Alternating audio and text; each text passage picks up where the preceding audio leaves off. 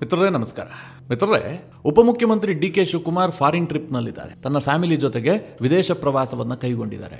ಅವರಿಗೇನು ಅನಿಸಿರಬಹುದು, ಮುಂದೆ ನಾನು ಮುಖ್ಯಮಂತ್ರಿ ಆಗ್ತೀನಿ, ಮುಖ್ಯಮಂತ್ರಿಯಾಗಿ ವಿದೇಶ ಪ್ರವಾಸ ಮಾಡೋದೆಲ್ಲ ಸ್ವಲ್ಪ ಕಷ್ಟ ಇದೆ, ರಾಜಕೀಯ ಒತ್ತಡ ಇರುತ್ತೆ, ಹೀಗಾಗಿ ಈಗಲೇ ಒಂದು ಫಾರಿನ್ ಟ್ರಿಪ್ ಮುಗಿಸ್ಕೊಂಡು ಬರೋಣ ಅಂತೇಳಿ ಫ್ಯಾಮಿಲಿ ಜೊತೆಗೆ ಒಂದು ಜಾಲಿ ಟ್ರಿಪ್ ಹೋಗಿದ್ದಾರೆ. ಆದರೆ ಮಿತ್ರರೇ, ಸಿದ್ದರಾಮಯ್ಯನವರು ಡಿ.ಕೆ. ಶಿವಕುಮಾರ್ ಅವರ ಎಲ್ಲ ತಂತ್ರವನ್ನು ಉಲ್ಟಾ ಮಾಡಿಬಿಟ್ಟಿದ್ದಾರೆ. ಡಿ.ಕೆ. ಶಿವಕುಮಾರ್ ಫಾರಿನ್ನಲ್ಲಿರುವಂತಹ ಸಂದರ್ಭದಲ್ಲೇ ಡಿ.ಕೆ. ಶಿವಕುಮಾರ್ ಮುಖ್ಯಮಂತ್ರಿ ಆಗುವಂತಹ ಪ್ಲಾನ್ಗೆ ಸಿದ್ದರಾಮಯ್ಯನವರು ಚೆಕ್ ಮೀಟ್ ಕೊಟ್ಟಿದ್ದಾರೆ. ಅಂತಿಂತಹ ಚೆಕ್ ಮೀಟ್ ಅಲ್ಲ, ಸತೀಶ್ ಜಾರಕಿಹೊಳಿ ಅವರ ಮನೆಯಲ್ಲಿ ನಡೆದಂತಹ ಒಂದು ಡಿನ್ನರ್ ಮೀಟಿಂಗ್. ಆ ಡಿನ್ನರ್ ಮೀಟಿಂಗ್ ನಲ್ಲಿ ಸ್ವತಃ ಸಿದ್ದರಾಮಯ್ಯನವರು ಭಾಗವಹಿಸಿದ್ದು, ಮೇಲ್ನೋಟಕ್ಕಿದು ನಾಟಿ ಕೋಳಿ ಸಾರು ತಿನ್ನೋದಕ್ಕೆ ಹೋಗಿದ್ದು ಅಂತ ಅನ್ಸಿದ್ರೂ ಕೂಡ ಅಲ್ಲಿ ಆಗಿದ್ದು ಮಾತ್ರ ಭರ್ಜರಿ ರಾಜಕೀಯ ಚರ್ಚೆಗಳು. ಡಿ.ಕೆ. ಶಿವಕುಮಾರ್ರನ್ನ ಅಧಿಕಾರದಿಂದ ದೂರ ಇಡೋದು ಹೇಗೆ, ಅವರಿಗೆ ಮುಖ್ಯಮಂತ್ರಿ ಗಾದಿಯನ್ನು ತಪ್ಪಿಸೋದು ಹೇಗೆ, ಇದರ ಬಗ್ಗೆ ಬಹಳ ಬಿಸಿ ಬಿಸಿಯಾದಂತಹ ಚರ್ಚೆ ಆಗಿದೆ. ಎಲ್ಲಾ ದೊಡ್ಡ ದೊಡ್ಡ ನಾಯಕರು, ಕಾಂಗ್ರೆಸ್ ಪಕ್ಷದಲ್ಲಿರುವಂತಹ, ಮುಂದೆ ರಾಜಕೀಯವಾಗಿ ದೊಡ್ಡ ದೊಡ್ಡ ಕನಸು ಕಾಣುತ್ತಿರುವಂತಹ ಎಲ್ಲ ನಾಯಕರು ಕೂಡ ಒಮ್ಮತದ ನಿರ್ಧಾರಕ್ಕೆ ಬಂದಿದ್ದಾರೆ. ಇದು ಡಿ.ಕೆ. ಶಿವಕುಮಾರ್ ಅವರಿಗೆ ದೊಡ್ಡ ಸಂಕಷ್ಟವನ್ನು ತಂದಿಟ್ಟಿದೆ. ಮುಂದೆ ಡಿ.ಕೆ. ಶಿವಕುಮಾರ್ ಮುಖ್ಯಮಂತ್ರಿ ಆಗೋದು ಅಷ್ಟು ಈಸಿ ಇಲ್ಲ ಅನ್ನುವಂಥದ್ದು ಈ ಒಂದು ಮೀಟಿಂಗ್ ನಿಂದಲೇ ಸಾಬೀತಾಗಿದೆ. ಹಾಗಾದ್ರೆ ಮಿತ್ರರೇ, ಏನಿದು ರಾಜಕಾರಣ? ಸತೀಶ್ ಜಾರಕಿಹೊಳಿ ನಿವಾಸದಲ್ಲಿ ಸಿದ್ದರಾಮಯ್ಯ ಅಂಡ್ ಟೀಮ್ ಹಣದಂತಹ ರಾಜಕೀಯ ಬಲೆ ಏನು?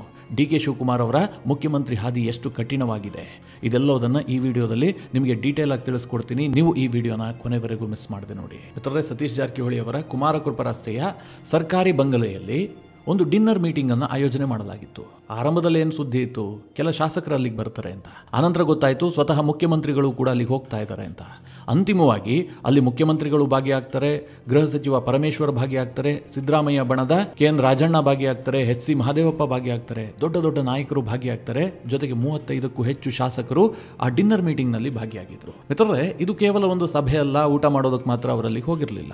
ಎಲ್ಲರಿಗೂ ಗೊತ್ತಿರುವ ಹಾಗೆ ಅಲ್ಲಿ ರಾಜಕೀಯವಾದಂತಹ ದೊಡ್ಡ ಮಟ್ಟದ ಚರ್ಚೆ ನಡೆದಿರುತ್ತೆ. ಇದೆಲ್ಲದರ ನಡುವೆ ಗಮನಿಸಬೇಕಾದ ಅಂಶ ಏನು ಕೇಳಿದ್ರೆ, ಡಿ.ಕೆ. ಶಿವಕುಮಾರ್ ಸದ್ಯ ದೇಶದಲ್ಲೇ ಇಲ್ಲ, ಅವರು ಫಾರಿನ್ ನಲ್ಲಿದ್ದಾರೆ. ಅಂತಹ ಸಂದರ್ಭದಲ್ಲಿ ಇಂತಹ ಬಿಸಿ ಬಿಸಿ ಚರ್ಚೆಯ ಮೀಟಿಂಗ್ ನಡೆದಿದೆ. ಇದು ಟೈಮಿಂಗ್ ಕಾರಣದಿಂದಾಗಿ ಬಹಳ ಮಹತ್ವವನ್ನು ಪಡೆದುಕೊಂಡಿದೆ. ನಿಮಗೆಲ್ಲ ನೆನಪಿರಬಹುದು, 1 ತಿಂಗಳ ಹಿಂದೆ ಟೈಮ್ಸ್ ನೌಗೆ ಡಿ.ಕೆ. ಶಿವಕುಮಾರ್ ಒಂದು ಇಂಟರ್ವ್ಯೂವನ್ನು ಕೊಟ್ಟಿದ್ರು. ಆ ಇಂಟರ್ವ್ಯೂನಲ್ಲಿ ಡಿ.ಕೆ. ಶಿವಕುಮಾರ್ ಏನು ಹೇಳಿದ್ರು, ಹೈಕಮಾಂಡ್ ಜೊತೆಗೆ ನಂದೊಂದು ಒಪ್ಪಂದ ಆಗಿದೆ. ಅಂದರೆ ಸಿದ್ದರಾಮಯ್ಯನವರಿಗೆ ಅಧಿಕಾರ ಬಿಟ್ಟು ಕೊಡುವಂತಹ ಸಂದರ್ಭದಲ್ಲಿ ಯಾವ ಒಪ್ಪಂದ ಆಗಿತ್ತು ಅನ್ನೋದನ್ನು ಹೈಕಮಾಂಡ್ಗೆ ನೆನಪು ಮಾಡುವಂತಹ ಕೆಲಸವನ್ನು ಡಿ.ಕೆ. ಶಿವಕುಮಾರ್ ಮಾಡಿದ್ರು. ಇದು ರಾಜ್ಯ ರಾಜಕಾರಣದಲ್ಲಿ ಒಂದು ದೊಡ್ಡ ಬಿರುಗಾಳಿಯನ್ನೇ ಎಬ್ಬಿಸಿತ್ತು. ಸಿದ್ದರಾಮಯ್ಯನವರು ಹೇಳಿದ್ರು, ಆ ಒಪ್ಪಂದದ ಬಗ್ಗೆ ನನಗೇನು ಗೊತ್ತಿಲ್ಲ ಅಂತ. ಇತ್ತ ಕಡೆಯಲ್ಲಿ ಪರಮೇಶ್ವರ್ ಸಿಡಿದೆದ್ದಿದ್ರು, ಅವರವರೇ ಒಪ್ಪಂದ ಮಾಡ್ಕೊಳ್ಳೋದಾದ್ರೆ ನಾವೆಲ್ಲ ಏನಕ್ಕಿರಬೇಕು, ನಾವೇನಕ್ಕೆ ರಾಜಕಾರಣ ಮಾಡ್ಕೊಳ್ಬೇಕು, ಅವರೇ ಒಪ್ಪಂದ ಮಾಡ್ಕೊಂಡು ಅವರೇ ನಡೆಸ್ಕೊಂಡು ಹೋಗ್ಲಿ, ಹೀಗೆಲ್ಲ ಪರಮೇಶ್ವರ್ ಸಿಡಿದೆದ್ದಿದ್ರು. ಮಿತ್ರರೇ, ಅದು ಬೂದಿ ಮುಚ್ಚಿದ ಕೆಂಡದಂತಿತ್ತು. ಅದಾಗ್ತಿದ್ದ ಹಾಗೆ ಡಿ.ಕೆ. ಶಿವಕುಮಾರ್ ಏನು ಮಾಡಿದ್ರು, ಬೆಳಗಾವಿ ರಾಜಕಾರಣದಲ್ಲಿ ಸ್ವಲ್ಪ ಹೆಚ್ಚೇ ಹಸ್ತಕ್ಷೇಪ ಮಾಡೋದಕ್ಕೆ ಮುಂದಾದ್ರು. ಅದು ಯಾಕೆ ಅಂತ ಮುಂದೆ ಹೇಳ್ತೀನಿ.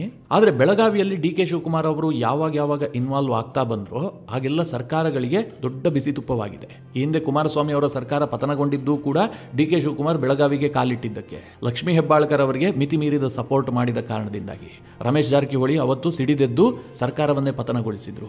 ಈಗ ಮಿತ್ರರೇ, ಸತೀಶ್ ಜಾರಕಿಹೊಳಿ ಸರದಿ. ಸತೀಶ್ ಜಾರಕಿಹೊಳಿ ಸ್ವಲ್ಪ ಹೆಚ್ಚೇ ರೆಬಲ್ ಆಗಿದ್ದಾರೆ. ನೀವು ಕಾಂಗ್ರೆಸ್ನಲ್ಲಿ 2 ವರ್ಗದ ನಾಯಕರನ್ನ ನೋಡಬಹುದು. ಒಂದು ವರ್ಗದ ನಾಯಕರು ಯಾವ ರೀತಿಯಾದವರು ಅಂತಂದ್ರೆ, ಅದು ಪರಮೇಶ್ವರ್ ಇರಬಹುದು ಅಥವಾ ಖರ್ಗೆ ಇರಬಹುದು. ಇಂಥ ನಾಯಕರು ಇವರು ಒಂದು ಹಂತಕ್ಕೆ ರೆಬಲ್ ಆಗ್ತಾರೆ, ರಾಜ್ಯದಲ್ಲಿ 1-2 ಮಟ್ಟಿಗೆ ಹೇಳಿಕೆಯನ್ನು ಕೊಡಬಹುದು. ಆದರೆ ಹೈಕಮಾಂಡ್ ಫೋನ್ ಬಂದ್ರೆ ಅವರು ತಣ್ಣಗಾಗ್ಬಿಡ್ತಾರೆ.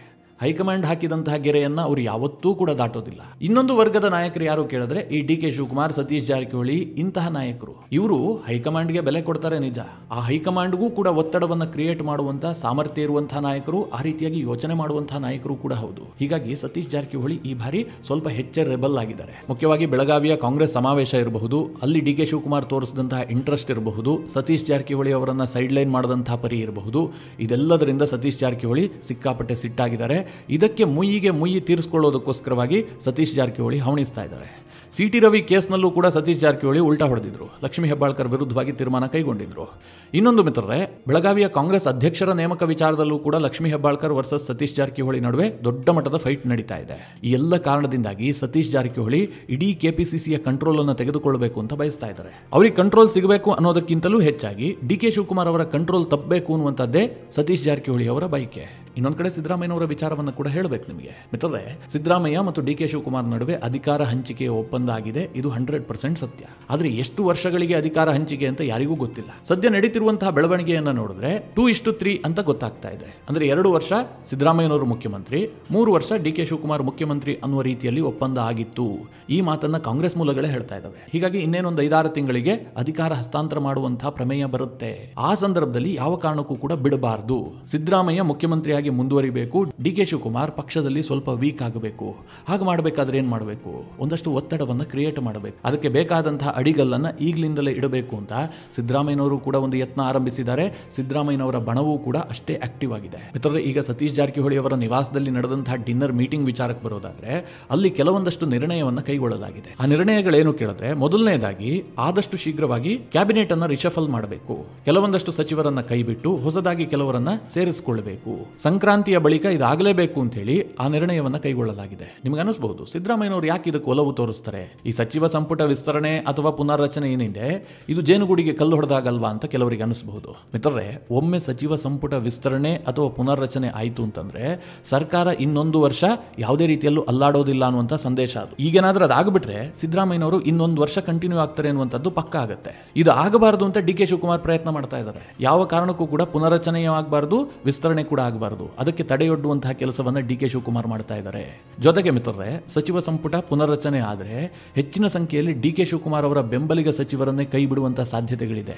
ಅದರಲ್ಲಿರುವಂತಹ ಟಾಪ್ ಹೆಸರೇ ಲಕ್ಷ್ಮೀ ಹೆಬ್ಬಾಳ್ಕರ್ ಹೆಸರು. ಲಕ್ಷ್ಮೀ ಹೆಬ್ಬಾಳ್ಕರ್ ವಿರುದ್ಧವಾಗಿ ಸಾಕಷ್ಟು ಕಾಂಗ್ರೆಸ್ನೊಳಗೆ ಅಸಮಾಧಾನ ಇದೆ. ಅವರನ್ನ ಕೈ ಬಿಡಬೇಕು. ಸತೀಶ್ ಜಾರಕಿಹೊಳಿ ಅದಕ್ಕೆ ಪಟ್ಟು ಹಿಡಿದು ಕೂತಿದ್ದಾರೆ. ಬೆಳಗಾವಿಯಲ್ಲಿ ಬೇರೆ ನಾಯಕರಿಗೆ ಅಧಿಕಾರವನ್ನು ಕೊಡಬೇಕು, ಆ ಮೂಲಕವಾಗಿ ಬೆಳಗಾವಿಯಲ್ಲಿ ಪಕ್ಷ ಸಂಘಟಿಸೋದಕ್ಕೆ ಅವಕಾಶ ಕೊಡಬೇಕು ಅಂತ ಸತೀಶ್ ಜಾರಕಿಹೊಳಿಯ ಪಟ್ಟದು. ಇದು ಡಿ ಕೆ ಶಿವಕುಮಾರ್ಗೂ ಕೂಡ ಗೊತ್ತು. ಅದಾಗಬಾರದು ಅಂತ ತಡೆಯೋದಕ್ಕೆ ಸಾಕಷ್ಟು ಪ್ರಯತ್ನ ಮಾಡ್ತಾ ಇದ್ದಾರೆ.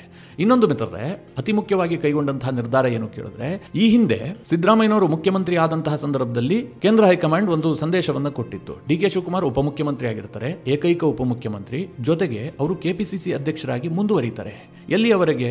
ಲೋಕಸಭಾ ಚುನಾವಣೆ ಆಗುವವರೆಗೂ ಕೂಡ ಡಿ ಕೆ ಶಿವಕುಮಾರ್ ಅವರೇ ಕೆಪಿಸಿಸಿ ಅಧ್ಯಕ್ಷರಾಗಿರ್ತಾರೆ. ಆನಂತರ ಅದು ಬದಲಾಗುತ್ತೆ ಹೀಗಂತ ಹೇಳಿಕೆ ಕೊಟ್ಟಿದ್ರು. ಆದ್ರೆ ಮಿತ್ರರೇ, ಈಗ ಲೋಕಸಭಾ ಚುನಾವಣೆಯಾಗಿ 6 ತಿಂಗಳು ಕಳೆದು ಹೋಗ್ತಾ ಇದೆ.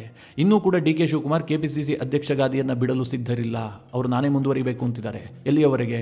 ಅಧಿಕಾರ ಹಸ್ತಾಂತರ ಆಗುವವರೆಗೂ ಕೂಡ ನಾನೇ ಇರ್ತೀನಿ. ಒಂದು ವೇಳೆ ನಾನೇನಾದ್ರೂ ರಾಜೀನಾಮೆ ಕೊಡಬೇಕು ಅಂತಂದ್ರೆ, ಅಂದ್ರೆ ಕೆಪಿಸಿಸಿ ಗಾದಿಗೆ ನಾನು ಹೇಳದಂತವರನ್ನೇ ಅಧ್ಯಕ್ಷರನ್ನಾಗಿ ಮಾಡಬೇಕು. ಒಂದು ಮೂಲಗಳ ಪ್ರಕಾರ ಡಿ ಕೆ ಶಿವಕುಮಾರ್ ಒಂದೆರಡು ಹೆಸರನ್ನ ಕೂಡ ಪ್ರಸ್ತಾಪ ಮಾಡಿದ್ದಾರೆ ಅಂತ ಹೇಳಲಾಗ್ತಾ ಇದೆ. ಡಿ ಕೆ ಸುರೇಶ್ಗೆ ಅಧ್ಯಕ್ಷ ಗಾದಿಯನ್ನ ಕೊಡಿ ಅಂತ ಹೇಳಿ ಡಿ ಕೆ ಶಿವಕುಮಾರ್ ಕೇಳಿದ್ದಾರೆ. ಜೊತೆಗೆ ಡಿ ಕೆ ಶಿವಕುಮಾರ್ ಅವರ ಬೆಂಬಲಿಗರು ಕೂಡ ಇದೇ ಪಟ್ಟನ್ನು ಹಿಡಿದಿದ್ದಾರೆ ಅಂತ ಮಾಹಿತಿ ಇದೆ. ಆದ್ರೆ ಇದು ಕನ್ಫರ್ಮ್ ಅಲ್ಲ. ಇನ್ನೊಂದು, ಈ ಡಿನ್ನರ್ ಮೀಟಿಂಗ್ ನಲ್ಲಿ ಆದಂತಹ ಚರ್ಚೆ ಏನು ಕೇಳಿದ್ರೆ, ಅಧಿಕಾರದ ಹಸ್ತಾಂತರದ ವಿಚಾರ ಬಂದಿದ್ದೆ ಆದ್ರೆ ಸಿದ್ದರಾಮಯ್ಯನವರು ಈಸಿಯಾಗಿ ಒಪ್ಕೊಳ್ಳಬಾರದು. ಇದನ್ನ ಸಿದ್ದರಾಮಯ್ಯನವರ ಬೆಂಬಲಿಗರು ಬಹಳ ಸ್ಪಷ್ಟವಾಗಿ ಹೇಳಿದ್ದಾರೆ. ನೀವು ಹೈಕಮಾಂಡ್ ಮುಂದೆ ಈಸಿಯಾಗಿ ಅಧಿಕಾರ ಹಸ್ತಾಂತರಕ್ಕೆ ಒಪ್ಪಬಾರದು. ನೀವು ಆ ಜವಾಬ್ದಾರಿಯನ್ನೇ ತೆಗೆದುಕೊಳ್ಳಬೇಡಿ. ನೀವೇನೇ ಹೇಳಬೇಕು, ನನ್ನ ಬೆಂಬಲಿಗರನ್ನ ಒಪ್ಪಿಸಿ ಅಧಿಕಾರವನ್ನ ಹಸ್ತಾಂತರ ಮಾಡಿ, ನಾನು ರಾಜೀನಾಮೆ ಕೊಡೋದಕ್ಕೆ ಸಿದ್ಧ ಇದ್ದೀನಿ. ಇಷ್ಟನ್ನ ಮಾತ್ರ ನೀವು ಹೈಕಮಾಂಡ್ ಮುಂದೆ ಹೇಳಬೇಕು. ಇದನ್ನ ಸಿದ್ದರಾಮಯ್ಯನವರಿಗೆ ಕನ್ವೆ ಮಾಡಲಾಗಿದೆ. ನೀವು ಯಾವ ಕಾರಣಕ್ಕೂ ಕೂಡ ಅಧಿಕಾರದಿಂದ ಇಳಿಬಾರದು. ಮಿತ್ರರೇ, ಇದೆಲ್ಲ ತಂತ್ರಗಾರಿಕೆ. ರಾಜಕಾರಣ ಅನ್ನುವಂಥದ್ದೇ ಹಾಗೆ.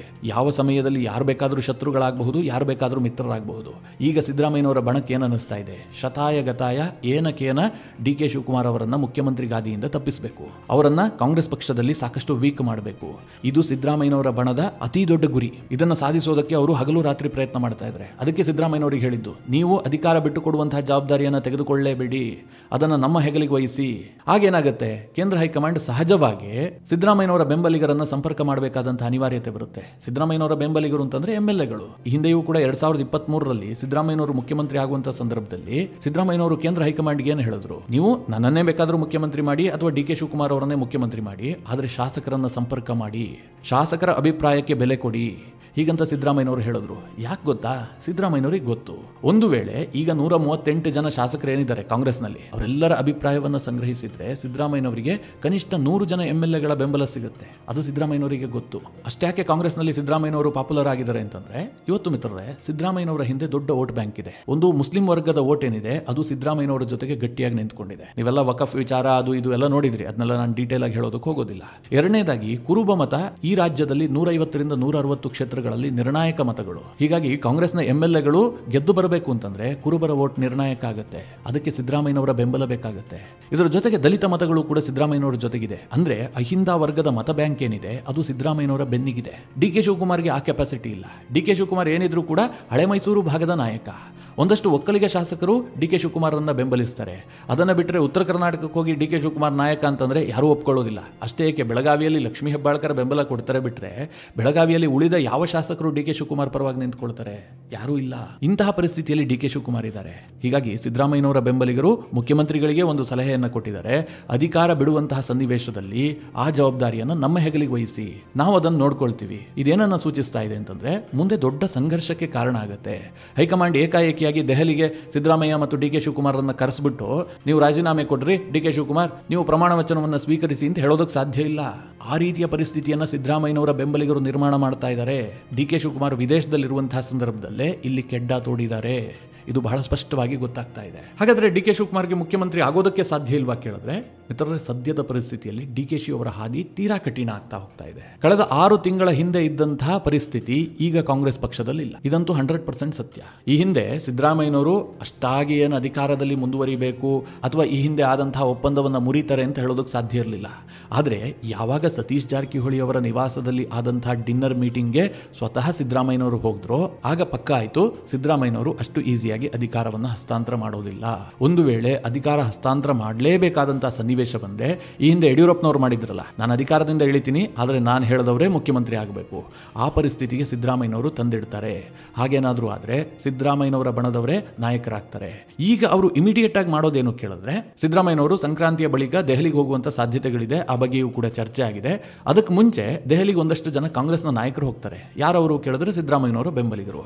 ಅವರು ಕೇಂದ್ರ ಹೈಕಮಾಂಡ್ ಅನ್ನು ಭೇಟಿಯಾಗಿ ಒಂದಷ್ಟು ಬೇಡಿಕೆಗಳನ್ನು ಇಡ್ತಾರೆ. ಕೆಪಿಸಿಸಿ ಅಧ್ಯಕ್ಷ ಗಾದಿ ಬದಲಾಗಬೇಕು, ಡಿ ಕೆ ಶಿವಕುಮಾರ್ ಮುಂದುವರಿಬಾರದು. ಯಾಕೆಂತಂದ್ರೆ ಸುದೀರ್ಘವಾಗಿ ಅವರು ಕೆಪಿಸಿಸಿ ಅಧ್ಯಕ್ಷರಾಗಿದ್ದಾರೆ. ಕಾಂಗ್ರೆಸ್ ಪಕ್ಷದಲ್ಲಿ ಒಬ್ಬ ವ್ಯಕ್ತಿಗೆ ಒಂದೇ ಹುದ್ದೆ ಎನ್ನುವಂತಹ ನಿಯಮ ಇದೆ. ಇದು ಪಕ್ಷದಲ್ಲಿ ನೆಗೆಟಿವ್ ಸಂದೇಶ ಹೋಗುತ್ತೆ. ಇದನ್ನ ಕೇಂದ್ರ ಹೈಕಮಾಂಡ್ಗೆ ಕನ್ವೆ ಮಾಡುವಂತಹ ಕೆಲಸ ಮಾಡಿ ಬರ್ತಾರೆ.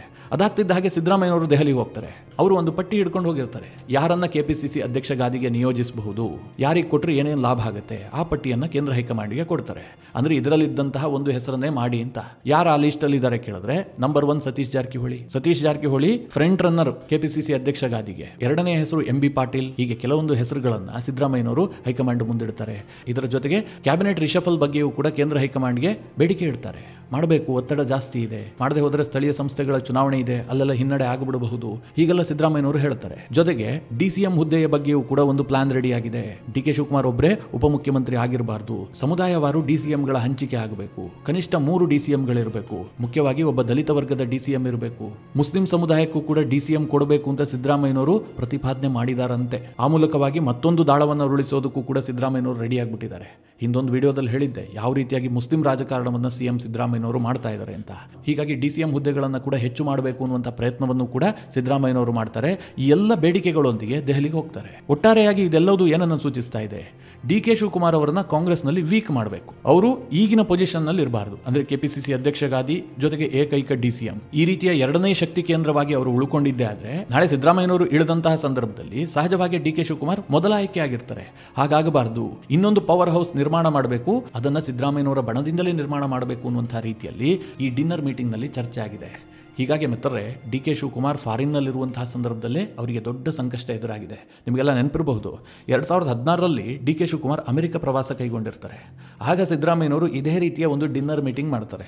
ಎಲ್ಲ ಶಾಸಕರನ್ನ ಗುಡ್ಡೆ ಹಾಕೊಂಡು ಕೇಂದ್ರ ಹೈಕಮಾಂಡ್ಗೆ ಒಂದು ಸಂದೇಶ ಕಳುಹಿಸಿಬಿಡ್ತಾರೆ. ಕೆಪಿಸಿಸಿ ಅಧ್ಯಕ್ಷ ಗಾದಿಗೆ ಯಾರನ್ನ ನಿಯೋಜನೆ ಮಾಡಬೇಕು ಅಂತ. ದಿನೇಶ್ ಗುಂಡೂರಾವ್ ಕೆಪಿಸಿಸಿ ಅಧ್ಯಕ್ಷರಾಗ್ತಾರೆ. ಡಿ ಕೆ ಶಿವಕುಮಾರ್ಗೆ ಕೆಪಿಸಿಸಿ ಅಧ್ಯಕ್ಷ ಗಾದಿಯೇ ತಪ್ಪೋಗುತ್ತೆ. ಅಂತಹ ಪರಿಸ್ಥಿತಿ ನಿರ್ಮಾಣ ಮಾಡಿರ್ತಾರೆ ಸಿದ್ದರಾಮಯ್ಯನವರು. ಈಗಲೂ ಮಿತ್ರರೇ, ಡಿ ಕೆ ಶಿವಕುಮಾರ್ ಫಾರಿನ್ಗೆ ಹೋದಂತಹ ಸಂದರ್ಭದಲ್ಲೇ ಅವರಿಗೆ ಕೆಡ್ಡ ತೋಡುವಂತಹ ಕೆಲಸವನ್ನ ಕಾಂಗ್ರೆಸ್ನಲ್ಲಿ ಮಾಡಲಾಗಿದೆ. ಇದರ ನೇತೃತ್ವವನ್ನು ಸತೀಶ್ ಜಾರಕಿಹೊಳಿ ವಹಿಸಿಕೊಂಡಿದ್ರೂ ಕೂಡ ಈ ಇಡೀ ಸಿನಿಮಾದ ನಿರ್ಮಾಪಕರು, ನಿರ್ದೇಶಕರು ಎಲ್ಲವೂ ಕೂಡ ಸಿದ್ದರಾಮಯ್ಯನವರೇ, ಯಾವುದೇ ಡೌಟ್ ಇಲ್ಲ. ಹೀಗಾಗಿ ಮುಂದಿನ ದಿನಗಳಲ್ಲಿ ರಾಜ್ಯ ರಾಜಕಾರಣದಲ್ಲಿ ಕ್ಷಿಪ್ರ ಕ್ರಾಂತಿಗಳಿಗೂ ಕೂಡ ಅವಕಾಶಗಳಿರುತ್ತೆ. ಮಿತ್ರರೇ, ಈ ಬೆಳವಣಿಗೆಯ ಬಗ್ಗೆ ನೀವೇನು ಹೇಳ್ತೀರಿ? ನಿಮ್ಮ ಅನಿಸಿಕೆ ಅಭಿಪ್ರಾಯವನ್ನು ಕಮೆಂಟ್ ಮಾಡುವ ಮೂಲಕ ನಮಗೆ ತಿಳಿಸಿ. ಹಾಗೆ ನಿಮಗೆ ಈ ವಿಡಿಯೋ ಇಷ್ಟವಾದರೆ ಲೈಕ್ ಮಾಡಿ. ಜೊತೆಗೆ ನೀವಿನ್ನೂ ನಿಮ್ಮ ನೆಚ್ಚಿನ ಸಂಸ್ಕಾರ ಸೌರಭ ಯೂಟ್ಯೂಬ್ ಚಾನಲ್ನ ಸಬ್ಸ್ಕ್ರೈಬ್ ಮಾಡಿಲ್ಲ ಅಂತಾದರೆ ಈ ಕೂಡಲೇ ಸಬ್ಸ್ಕ್ರೈಬ್ ಮಾಡಿ. ಮುಂದಿನ ಎಲ್ಲ ಅಪ್ಡೇಟ್ಗಳ ನೋಟಿಫಿಕೇಷನ್ಗಾಗಿ ಬೆಲ್ ಐಕಾನ್ ಒತ್ತಿ.